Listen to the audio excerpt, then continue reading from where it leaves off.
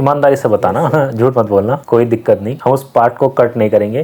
तो कैसे जर्नी आपकी स्टार्ट हुई और यहाँ तक कैसे पहुँचे, एक बार बच्चों को बताएं थोड़ा। यही मैंने दिया पहला एग्ज़ाम था और पहला एग्ज़ाम बंदे ने फोड़ दिया।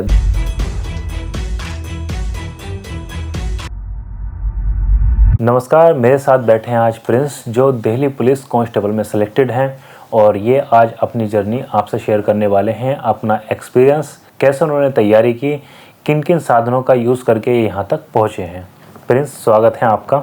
आप बताएं बच्चों को कि दिल्ली पुलिस के बारे में आपको सबसे पहले कहाँ से पता चला। सर मैंने अभी अपनी 12th कंप्लीट ही की थी और मेरा पहले से एम था कि मुझे गवर्नमेंट जॉब करनी है। तो मैंने केडी कैंपस में यहाँ पे मुखर्जी नगर में बेस्ट इंस्टीट्यूशन सर्च किए कुछ।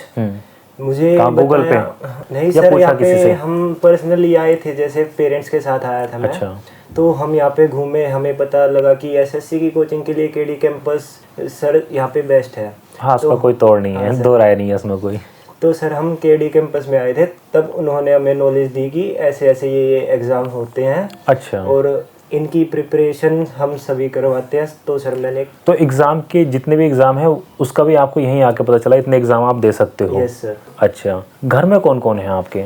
घर में सर वैसे तो हमारी जॉइंट फैमिली है सर, सभी हैं, मम्मी पापा। कहाँ से हो आप? सर सोनीपत से हूँ मैं। सोनीपत हरियाणा से हो? Yes sir. अच्छा, फादर क्या करते हैं? फादर सर एडवोकेट है मेरे। अच्छा, एडवोकेट हैं। और घर में भाई बहन? नहीं सर, मैं अकेला हूँ। अकेले हो? अरे वाह। तो कैसे जर्नी आपकी स्टार्ट हुई और यहाँ तक कैसे पहुँचे, एक बार बच्चों को बताएं थोड़ा। सर मैंने 12th कंप्लीट ही की थी, उसके बाद सर मैं केडी कैंपस में आ गया था। मुझे एग्ज़ाम्स की थोड़ी नॉलेज हुई थी। मैंने अपनी प्रिपरेशन शुरू कर दी सर, क्लासेस ली ऑफलाइन यहाँ पे मुखर्जी नगर में। तो मैंने वहाँ से अपना कोर्स कंप्लीट किया, थोड़े दिन सेल्फ स्टडी की सर। कोर्स कंप्लीट होने के बाद? हाँ सर। तो फिर मैंने दिल्ली पुलिस के फॉर्म निकले, फॉर्म फिल किया और एग्ज़ाम दिया सर। अच्छा, तो जैसे ईमानदारी से बताना, झूठ मत बोलना, कोई दिक्कत नहीं, हम उस पार्ट को कट नहीं करेंगे।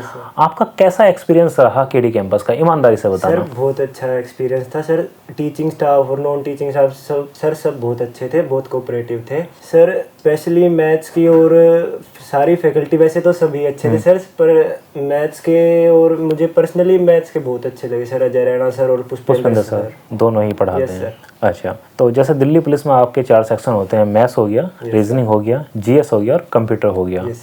तो मैथ्स में आपके कितने नंबर थे और कैसे तैयारी आपने की इसकी?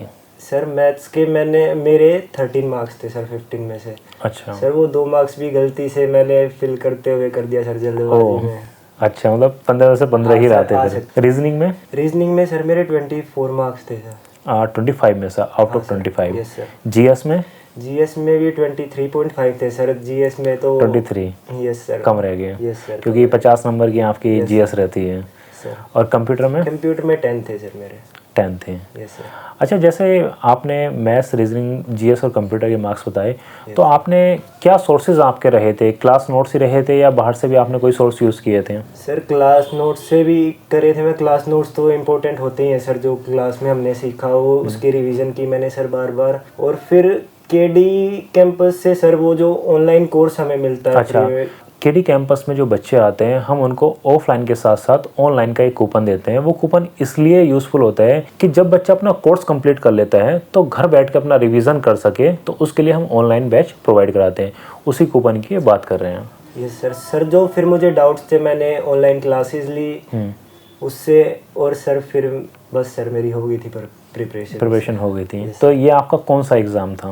ये सर मेरा, वैसे तो अभी मेरी एज ही हुई थी सर। अच्छा, यही मैंने दिया, पहला एग्ज़ाम था और पहला एग्ज़ाम बंदे ने फोड़ दिया। देख लो, कुछ सबक लेना चाहिए, कोई सीख लेनी चाहिए कि इतनी कम एज में सही पाथ को उन्होंने पकड़ा, सीधे कहीं इधर उधर नहीं भटक के सीधे आए, इन्होंने एडमिशन लिया, अपनी तैयारी में लग गए और पहला ही एक फॉर्म भरा और पहले ही एग्ज़ाम में इन्होंने अपनी सफलता निश्चित कर ली। अच्छा प्रिंस, एक चीज़ और मैं पूछना चाहूँगा कि जैसे एग्ज़ाम से पहले ना एक बहुत बड़ा मेजर रोल रहता है मॉक का।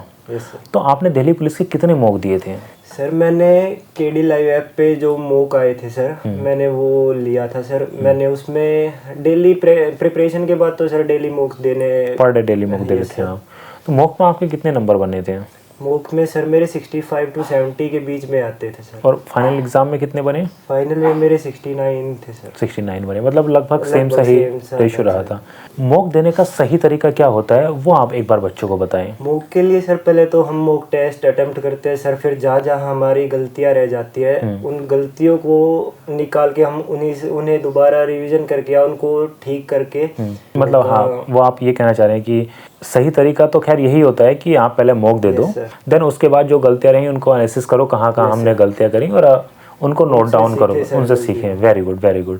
और यही आपका सक्सेस का एक मूल मंत्र भी रहा होगा कि हाँ कहाँ कहाँ गलतियाँ की, उस गलती को आप ध्यान रखते रहे होगे। Yes, sir. और कुछ बच्चों को गाइड करना चाहोगे जो 12th के बाद अब बच्चे आने वाले हैं, उनको आप कुछ गाइड करना चाहोगे? यस सर जिनका एम पहले से ही ये है कि मुझे गवर्नमेंट सर्विसेज में जाना है, तो सर एक बार तो कोचिंग ज़रूरी होती है। और एसएससी के लिए बेस्ट कोचिंग मेरी पर्सनली जो मैंने एक्सपीरियंस किया वो केडी कैंपस से है sir. Best coaching KD campus से मिलती है यहाँ पे अभी एसएससी के लिए। तो सर जिनको गवर्नमेंट उसमें जाना है तो पहले एक बार कोचिंग तो ज़रूरी है, क्योंकि उससे हमारा बेस शुरू हो जाता है सर, नॉलेज मिल जाती है हमें कि आगे क्या करना होता है। फिर उसके बाद अपनी सेल्फ स्टडी, बाद सेल्फ स्टडी सर। देखो जैसे प्रिंस ने बताया कि सही चीज़ यही होती है कि पहले अपना बेस आप तैयार करो, देन उसके बाद आप अपनी सेल्फ स्टडी करते रहो। तो थैंक यू, आप यहाँ तक आए और आपने बच्चों को गाइड किया, बहुत बहुत धन्यवाद। और मैं कामना करूँगा कि अगली बार जब आप आए, आपकी ग्रेजुएशन अभी हो जाएगी, अगली बार जब ग्रेजुएशन के बाद आप दो तो दिल्ली पुलिस सब इंस्पेक्टर बन के मेरे पास आओ और मैं आपका दोबारा से इंटरव्यू लूँ।